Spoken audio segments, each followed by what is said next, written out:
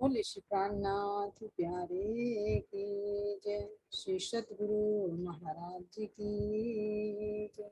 जय सतगुरु श्री रामचंद्र जी महाराज की जय। जय स्वामी की जय। श्याम जय सुंदर साथ की जय। जय सतगुरु चरण को पुरुष प्रेम करना। अशुभ हरण मंगल करण देव चंद्र जी ना।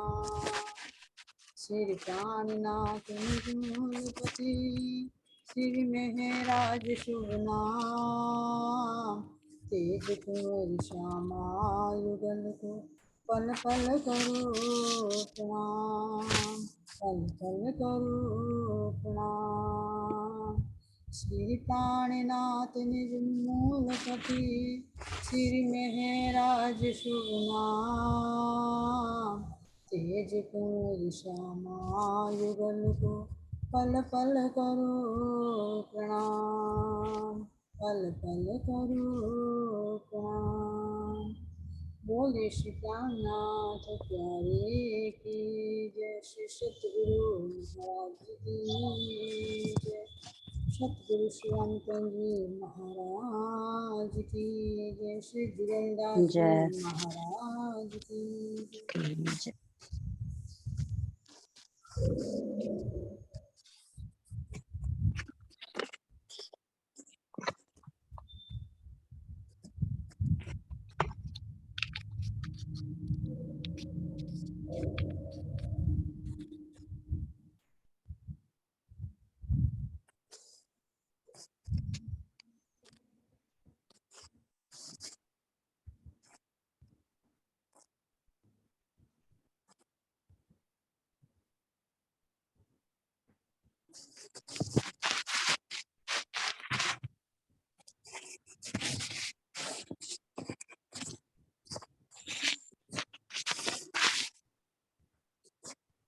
चलो सुनो जी।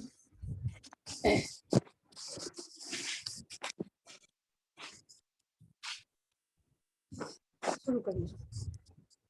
प्रणाम जी। प्रणाम जी प्रणाम जी। बोलो श्री सतगुरु महाराज की जय। बोलो श्री धाम के धनी की जय। पिया जिने कुल जम वाणी में खिलवत का भेद बताया है। पिया जिने कुल जम वाणी में खिलवत का भेद बताया है। क्यों रब्द हुआ हक रूह में, क्यों झूठा खेल दिखाया है। पिया जिने कुल जम वाणी में खिलवत का भेद बता है। गुज गहरा और गंभीर सदा है, इश्क के सागर धाम धनी। हम 12,000 है अंग जिनके वो आनंद अंग श्यामा रानी। गुज गहरा और गंभीर सदा है, इश्क के सागर धाम धनी। हम 12,000 हैं अंग जिनके वो आनंद अंग श्यामा रानी। होता है इश्क में आनंद और आनंद में इश्क को पाया है। होता है इश्क में आनंद और आनंद में इश्क को पाया है। पिया जिने कुल जम वाणी में खिलवत का भेद बताया है। क्यों रब्द हुआ हक रूह में, क्यों झूठा खेल दिखाया है। पिया जिने कुल जम वाणी में खिलवत का भेद बताया है। हर रोज ये बातें होती थी श्री परम धाम की खिलवत में। श्यामा जी और रूह कहती है इश्क बड़ा हमारा हक से। हर रोज ये बातें होती थी श्री परम धाम की खिलवत में। श्यामा जी और रोहे कहती है इश्क बड़ा हमारा हक से। हक फरमाया तुम सच्ची हो पर इश्क भी हमने से पाया है।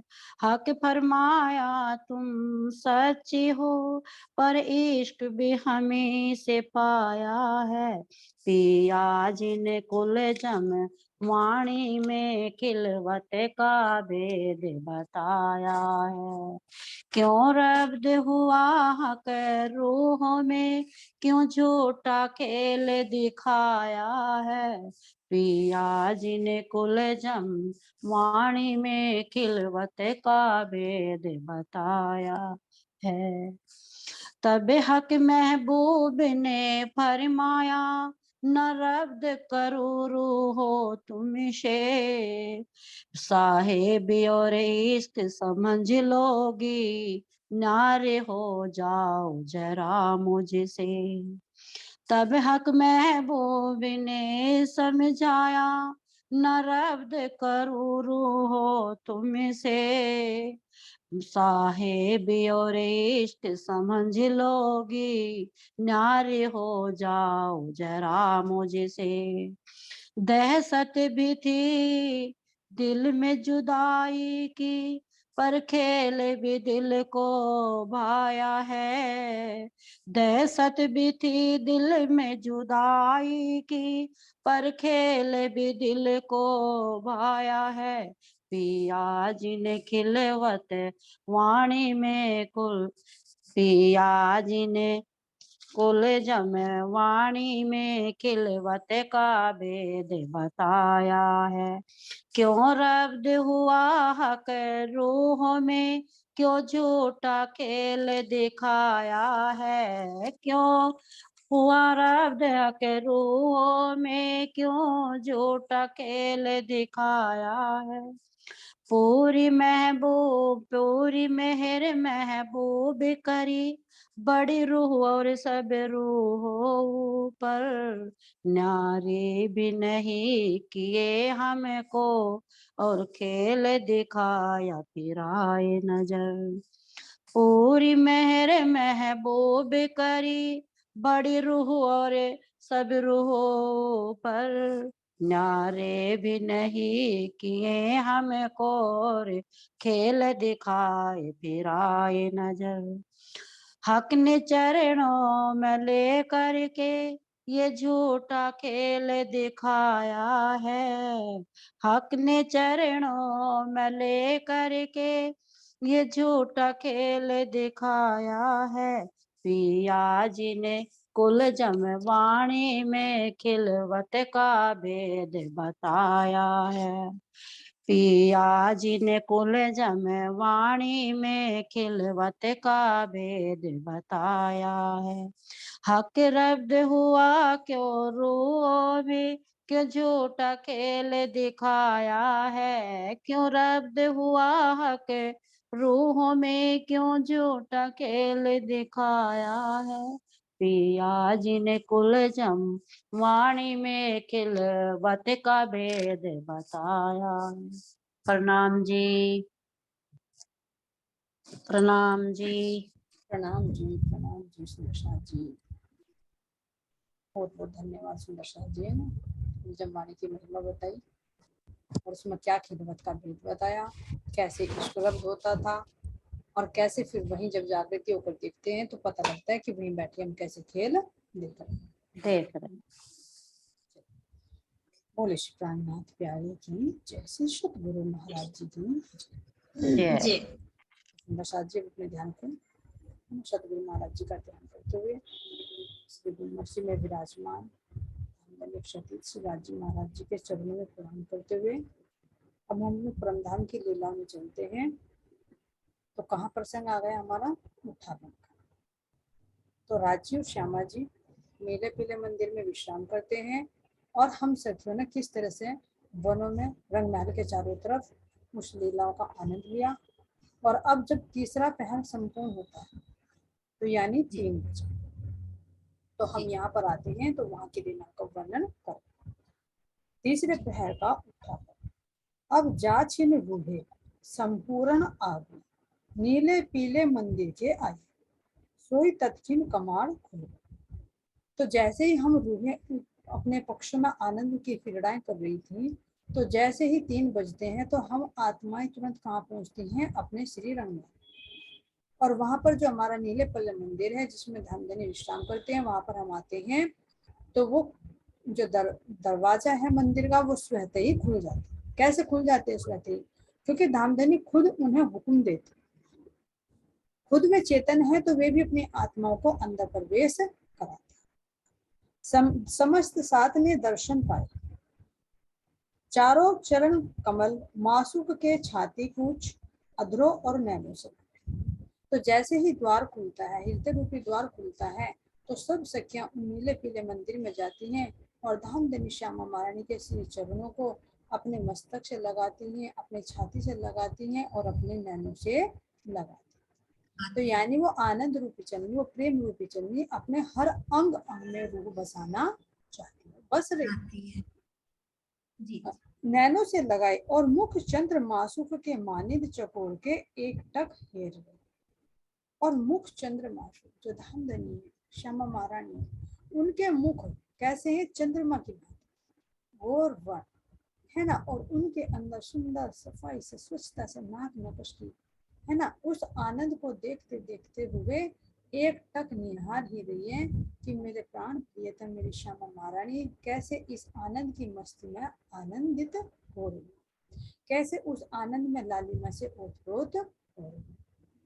और सात खुशबू है मुखारविंद मासुक के मानिंद भरमरों के गुंजान शब्द कर।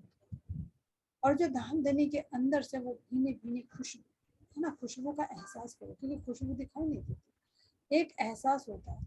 तो खुशबू क्या है? यानी अंदर का जब वो एहसास आत्माओं को होता है। कैसे? जब हम आत्माएं अपने धामधनी के चरणों को अपने हर अंगों से पर धारण करते, उन अपने नैनों से धामधनी के मुखार बिंद के रस का पान करती है, तो वो अनुभव, वो एहसास क्यों नहीं आएगा?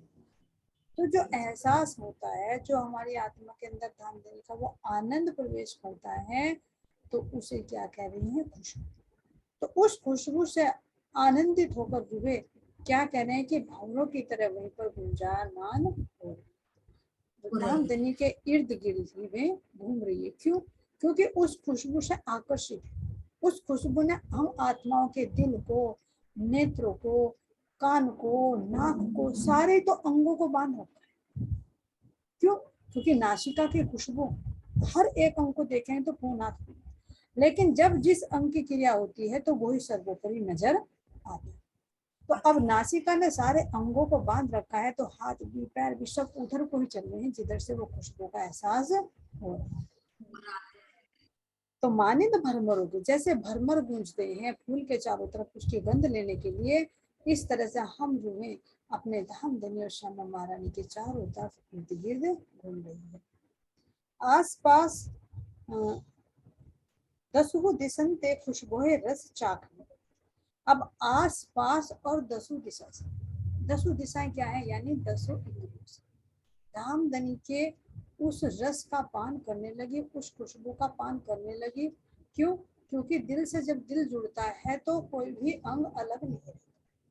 भले ही कहने के लिए कहा जा रहा है कि हम परिक्रमा कर रहे हैं, हम दूर हैं, लेकिन दिल से दिल का तार जब जुड़ता है तो वो दिल के भाव दिल में आते हैं, तो सारी इंद्रियां दिल के अधीन। तो जब दिल को ही बांध लिया तो और इंद्रियां कहाँ बचेगी? तो 10 की 10 इंद्रियों से हम धामधनी के उस रस को प्राप्त कर रहे हैं। जो कर महाकंगाल महासूम महादरिद्री हीरा जवाहर मोती असरफी पावे और आपा पछाड़ के लूट। अब कंपेयर करके बता रहे हैं जुगलदास जी महाराज जी कि कैसी हालत है हमारी वहां पर, कि जैसे कोई गरीब हो, दरिद्र हो, जिसको कुछ भी ना मिला हो, और तुरंत उसको हीरे जवाहरात पैसे खूब धन दौलत मिल जाए तो वो कैसे आपाधापी करे, वो जान की भी परवाह नहीं करेगा, है ना। वो अपनी जान की भी परवाह नहीं करेगा, बस ध्यान उस पर रहेगा कि मैं उसको प्राप्त करूं। तो इसी तरह से वर्णन यहाँ पर किया जा रहा है कि हम जब वनों से आए तो है तो धाम धनी साथ में, लेकिन हम सखियों के माध्यम से जो लीला कर रहे थे तो हमें ये था कि धाम धनी हमारे वहां पर विश्राम कर। तो जैसे ही खेल संपूर्ण हुए तो हमें धाम धनी के पास जाने का मौका मिला, तो ऐसे कर रही कि जैसे सारी रूहें उस आनंद को लूटी। जैसे वर्णन पीछे भी लीलाओं में आया था कि एक सखी कह रही है कि मैं तो अपना वो लेकर दरवाजे पर ही खड़ी हूँ, दूसरी कह रही मैं उससे पहले पहुंच जाऊंगी, तीसरी कह रही उससे पहले, लेकिन वो क्या देखते हैं माधुरी सुबाई गेट में खड़ी है तो कैसे पहुंचोगी।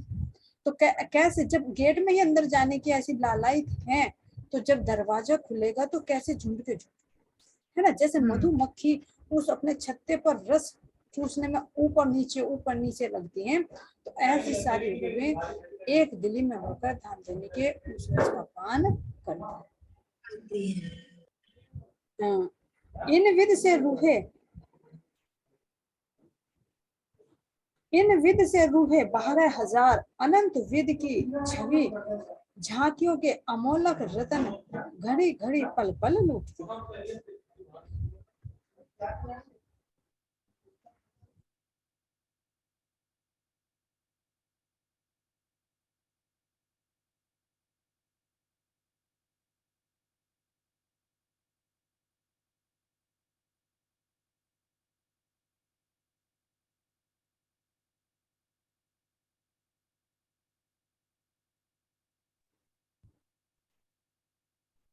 है ना। तो इन विद से रूहे 12,000 अनंत विद की छवि झांकियों के अमोलक रतन। अब जो रूह जैसे देखना चाहती है धामधनी को, वो उसी शोभा में देख रही है। तो कह रही है छवि झांकियों की, यानी उनकी सुंदरता की झांकियों के अमोलक रतन घड़ी घड़ी पल पल लूटते, पल पल में एक नया आनंद। क्यों? क्योंकि चित चाहा श्रृंगार धामधनी धारण करती। और कुछ हम सखियां जब वनों से आती हैं तो अब चित चाहा श्रृंगार धामधनी को सजाएंगे। अब कोई फूल बाग में गई है तो क्या वो फूल नहीं लेकर आई? जब तुम वनों में गए और वहां से जूस बनाकर लाए हो, कोई फ्रूट चाट बनाकर लाई है, कोई बड़ोवन से दूध दही लेकर आई है, तो क्या बड़ोवन में जाने फूल बाग और अनबन में जाने वाली सखी खाली आई? तो वो वहां से भी लेकर आएगी सामग्री, है ना। फूल बाग में जाने वाले सखी फूल तोड़कर लाएगी, तो यहाँ धामधनी का फूलों से श्रृंगार कराएगी। तो अमोलक रत्न घड़ी घड़ी पल पल लूटती है। अब दूल्हा दुल्हन ने सेज से उठ के अमृत थे मीठे नख सिख श्रृंगार। अपने आप को वहां पर एहसास करो कि मैं वहां पर हूँ, और धामधनी मेरे कैसे सब रूहें उस आनंद को लूट रही हैं, और मेरे प्राण प्रियतम क्या कर रहे हैं। अब दूल्हा दुल्हन जब हमारे अंदर इतना लालायपन है, हम इतने लालायित हैं उनको पाने के लिए, तो क्या प्रियतम बैठे रहेंगे? तो वे भी खड़े होते हैं। मेरा दूल्हा दुल्हन ने सेज से उठ के अमृत थे भी मीठे नख सिख श्रृंगार। ऐसा श्रृंगार कि जो नख से सिख तक हम सबको वो आनंद, वो अमृत दे रहा है। अमृत यानी हर इंद्रियों को वो सुख जो यहाँ के अमृत से भी करोड़ों गुना है, मीठा है। और मुखारविंद में जानो सुधा सिंधु हीरो। और जब श्रृंगार सजकर मेरे धामधनी बैठे, मेरी श्यामा महारानी बैठी, तो उनके मुखारविंद पर तो ऐसा लग रहा है मानो पूरा का पूरा जो है अमृत का ही सागर उमड़ रहा है। माथे की सुंदरता को देखेंगे, उसके नूर को देखेंगे तो उसमें से भी अथाई प्रकाश। और जो लाल रंग की बिंदी मेरे धामधनी के मस्तक पर आती है, वो तो ऐसा लगता है मानो पूर्ण रूप से वो सूर्य निकल गया और उसके चारों तरफ से वो किरणें निकल, है ना। नेत्रों के भुएं भी मेरे धामधनी के बिल्कुल सही सीक्वेंस में, एक भी बाल ऊपर नीचे नहीं, वो भी चेतन, है ना। फिर नीचे मोटी मोटी पलके, पलकों पर काली काली डोरियां, ऐसे लग रही जैसे मेरे प्राण प्रियतम के काजल लगाई हो, लेकिन वो नैनों की ही सुंदरता। और फिर वहां की उज्जवलता, नेत्रों के ऊपर की उज्जवलता जब पल के ऊपर को है तो ऐसे झरझर कर आ रही है जैसे बादलों के बीच में से ना कोई सूरज की किरणें निकल, ऊपर से काले काले पलके और उनके अंदर से मेरे धामधनी की स्किन का वो प्रकाश है ना, नेत्रों के अंदर से भी सारे के सारे सागर उछाले हुए, नासिका भी अपनी खुशबू को पूर्ण जोर जोर से प्रसारित कर रही है और जो नासिका पर वो तिलक आया है मानो वो तिलक तो पूरे ही रंगों को अपने अंदर से सज्जित होकर विराजमान हो गया और ये कह रहा हो अरे मेरी सुंदरता को देखो, मैं तो धामधनी के मुखमंडल के भी मध्य में, कितना उच्च स्थान मुझे, सारे अंगों की शोभा मुझसे और बनती ही है, नाक से ही सारी सुंदरता बनती है। तो नासिका अपने गुणों का बखान कर रही है, अरे मेरी शोभा को, मेरी सुंदरता को तो देखो, और पूरी खुशबू को वो फैला रही है मानो पूरे हमारे नीले पीले मंदिर में पूरी महक, फूलों के अंदर भी से ही पूछे तो धामधनी की नासिका से ही वो खुशबू बाहर प्रसारित है। और धामधनी के जो अधूर हैं वे तो अपने रस को अपनी मुस्कुराहट से ऐसे खिलते हैं मानो कमल धीरे धीरे धीरे धीरे कमल के कोई पंखुड़ियां खिल रही है और उनकी किनार पर सुंदर कांगरी है ना, और धीरे से तब धामधनी अपने अधरों को खोलते हैं तो उनके अंदर से झलकती हुई वो दंतावली, और दंतावली भी कैसे, जैसे कि अनार के दाने है ना, ऊपर लालिमा और अंदर उज्जवलता, और उस उज्जवलता के अंदर भी बहुत बारीकी से देखो तो वो जो नूर रूपी दांत है, उज्जवलता रूपी दांत है, उनके अंदर सारे रंग हैं, तो सारे रंगों को महाराज जी ने रत्नों से सुशोभित किया। तो उन दांतों के ऊपर हीरा तो सहते ही है, लाल माणिक जड़ा हुआ है, पीला पुखराज जड़ा हुआ है ना। यहाँ तो पहले एक ही दांत पर सोना लगा जाता, लेकिन मेरे धामधनी के इन दांतों में देखो तो सारे रत्न जगमगा, और अंदर से जब धीरे से और मुस्कुराते हैं तो वो लहरें लेती हुई रस्ना जो अपने रस को बाहर प्रसारित कर, तो ऐसे सुंदर कपोलों का अपना प्रकाश, कानों का अपना प्रकाश, मुस्कुराती हुई हरबटी का अपना प्रकाश, और गले में जो हार, ये तो नृत्य करते हुए मानो पूरा ही आनंद रूपी झूला झूल रहे, और लटाएं, लताओं की तो कुछ पूछो ही मत, मैं तो धामधनी के अंदर का वो प्रकाश जो श्यामलता लिए हुए लहरें ले रहा है, मान धामधनी के लिपट लिपट कर धामधनी के शीश कमल की तरफ लिपटते, और आते भी हैं तो क्या करते हैं, कपोलों को टकराते हैं और फिर वापस ऊपर ही हो जाते हैं, मानो वे कह रहे कि हम तो रस पीने में इतने मग्न हैं कि हम बाहर देखते नहीं, हम तो लपेटे लिए हुए, तो क्या है उस आनंद की मस्ती में। तो इस समय धामधनी की सुंदरता बखान नहीं की जा सकती, केवल एक एहसास किया जा सकता। तो ऐसे कह रहे हैं कि मेरे धामधनी का जो मुखार बिंद है वो मानो उसके अंदर से तो सुधा सिंधु, ऐसे हर एक अंग का जो अमृत है उसके सागर के सागर हिलोरे ले, और क्यों क्यों ना ले मुखार, क्योंकि जो धामधनी के हृदय में जितने भी खजाने भरे हुए हैं वो सारे मुख पर ही तो झलक रहे। क्यों महाराज जी बता रहे हैं कि जो गुण हृदय अंदर सो मुख देखे जाने, जितने भी गुण धामधनी के हृदय में वो सब मुख के देखने से ही जाने जाते हैं।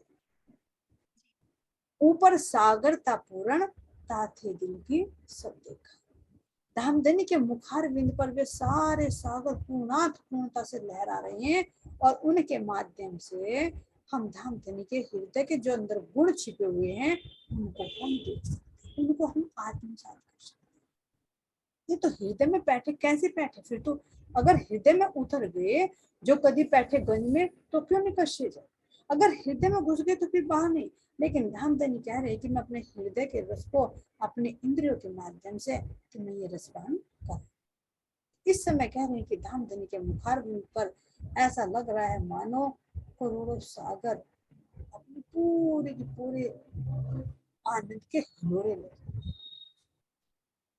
तो इसीलिए कह रही है आगे, और सिंगार हक मासुक के हर दम ऊपर हर चश्म के जादू करते। अब कह रहे हैं कि सिंगार हक मासूक के हरदम चश्म के जादू करते। एक तो खूबसूरती धामधनी की है और ऊपर से कह रही है अगर श्रृंगार कर दे तो क्या हो जाता है कि जादू, है ना, जिसे कहेंगे सोने पे सुहागा। एक तो खुद खूबसूरत है ही और ऊपर से और खूबसूरती लगा दी जाए, है ना, तो उस खूबसूरती में कितना कमाल। तो यहाँ पर देखो कि श्रृंगार में तो एक ऐसा पावर होती है कि अगर तुम किसी पत्थर को किसी लकड़ी को भी सजा दो ना, है ना, तो वो भी आकर्षित करते हैं, वो भी मन को खींचते हैं।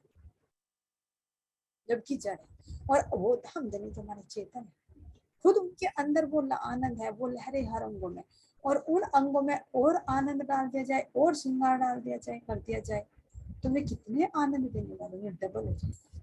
इसीलिए कह रही हैं कि हर चश्म के जादू करते हैं, जैसे कि हर तरह से जादू हो रहा है, और एक ही नजर में मासूक प्यारों कोट कटाक्ष करते हैं, और जब उनकी सुंदरता और ज्यादा बढ़ जाती है तो जैसे ही धाम धनी अपनी तिरछी नजर हम रूहों पर डालते हैं तो रूहों का दिल घायल। तो ये विचार करिए कि फिर कितना सुंदर स्वरूप है, जो कह रहे हैं सुंदर स्वरूप, संकुल, सुकोमल, देखने ना, तो उस स्वरूप को एहसास कीजिए जिसको सुंदर कहा जा रहा है। वो सुंदर कहने में सुंदर आ रहा है, लेकिन सुंदर बनता किससे, जिसके अंदर सारे गुण हो, सारे रस हो, वो सुंदर है।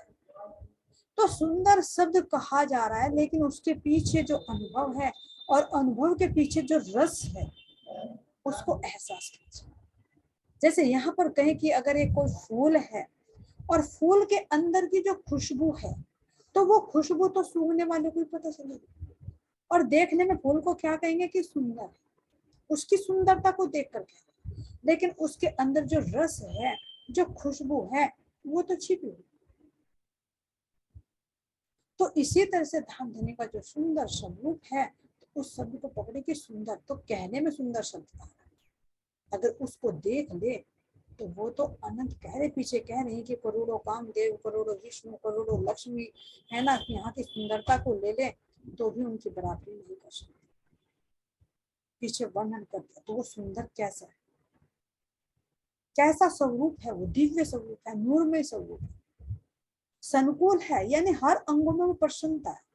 कोई किसी चीज की टेंशन, कोई किसी की तरह की चिंता, कोई किसी तरह का ईर्ष्या द्वेष, जैसे कि हमारे यहाँ चेहरों पर होता है ना, कभी खिलता ही नहीं, ऐसा नहीं। धन का हृदय प्रसन्न है तो वो हर अंग प्रसन्न से, तो संकुल है, प्रसन्नता से, स्वरूप सुंदर, संकुल, सुकोमल, कोमल से भी अति कोमल। क्यों कोमल? क्योंकि जब अंगों से गुणों से भरपूर है तो कोमल क्यों नहीं? तो रूह पर आत्म के हाथ ही उनको छू सकते, ऐसे कोमल से भी अति। तो कह रहे हैं कि ऐसे प्यारे मासूक कोट कटाक्ष करते हैं जिनमें मासूक बेकल और बेकरार हो जाए। तो जब धामधनी अपनी चित्त से हमारे चित्त को चुराते हैं, है ना, तो रूह क्यों नहीं बेहाल। बेहाल का मतलब अपने अंगों को भी भूलकर धामधनी के अंगों में ही समाहित हो जाए। संपूर्ण रूहों ने ऐसे श्रृंगार जादू के लिए। अब जादू के लिए क्यों? क्योंकि अब जो भाव राज्य के अंदर आ रहा है कि मैं श्रृंगार करूं और अपनी आंगनाओं को वो आनंद प्रदान करूं, तो वही तो भाव हम आत्माओं के अंदर आएगा। तो जैसे जैसे हमने धामधनी का श्रृंगार देखा, तो जादू की भांति देखते देखते उसका असर हमारे पर भी जाए, तो हमारे अंगों का भी वही श्रृंगार हो गया, है ना। श्रृंगार करते करते वो हमारा अपना श्रृंगार, तो उसमें कैसे हुआ, जादू की वर्णन नहीं आता कि हमारा श्रृंगार। लेकिन अभी जैसे पांचवी भूमिका पर आया था, तीसरी भूमिका पर तो विशेष रूप से किया ही जाता है, दो दो सखियां सजाती हैं एक दूसरे को, लेकिन पांचवी भूमिका पर क्या आता है कि हमारा श्रृंगार जादू की भांति हो जाता है। इसी तरह से यहाँ पर तीसरी भूमिका पर भी हमारा वर्णन नहीं आता श्रृंगार का, यहाँ पर राज्य और श्यामा जी का श्रृंगार आता है, लेकिन उनको सजाते सजाते तो हमारा अपना श्रृंगार कैसे हो गया उसको देखो। जब हमने धामधनी के नेत्रों की सुंदरता को देखा तो जब एक दिली है तो क्या वो हमारे नेत्रों में नहीं, कहा कि जैसी दृष्टि वैसी सृष्टि, जैसा तुम देख रहे हो वैसा तुम्हारे अंदर आएगा। यहाँ पर भी देखो, तुम किसी के गुण देख रहे हो तो वो गुण तुम्हारे अंदर आएंगे, तुम किसी के अवगुण देख रहे हो तो वो तुम्हारे अंदर अवगुण आएंगे, है ना। तुम किसी क्रोधी को देखोगे तो ऑटोमेटिक तुम्हारे अंदर भी वो क्रोध आएगा। तुम किसी रोते हुए को देखोगे तो तुम भले ही रो ना, लेकिन वो भाव तुम्हारे अंदर भी आ जाएगा। तो ये तो द्वैत में है, लेकिन अगर अद्वैत के हिसाब से देखेंगे तो जब अद्वैत में हम धामधनी के उस श्रृंगार को देखते हैं तो वो श्रृंगार हमारा भी ऑटोमेटिक। तो जैसे जैसे हमने धामधनी के उन अंगों को देखा, उनके नेत्रों को देखा, उनके कपोलों को देखा, उनके कंठारों को देखा, तो वो हमारे भी श्रृंगार होता हुआ चला। तो इसीलिए कह रहे हैं कि संपूर्ण रूहों ने ऐसे श्रृंगार जादू के लिए की। और महा उच्छृंग उमंग में संग मासूक के चली। और महा उच्छृंग उमंग में, यानी महा उमंग में, उच्छृंग में, सारे अंगों में वो उल्लास है ना, उमंग में संग मासूक के चली। मासूक वनरा के संग वनरी को लिए हुए 7 कोटो उच्छृंगों उमंगों के और 6 कोटो लहरों के और 7 कोटो नूर जहूर रंग तरंगों के और 7 कोटो कटाक्षों के हंसते खेलते लटकनी चाल से ऊपर छाजे के आए, है ना। तो अब वर्णन किसका कर रहे हैं महाराज जी यहाँ पर, है ना। तो महा उच्छृंग उमंग में संग मासूक के चली। और मासूक वनरा, वनरा किसके लिए आया है, जिसे कहते हैं दूल्हा दुल्हन आया है।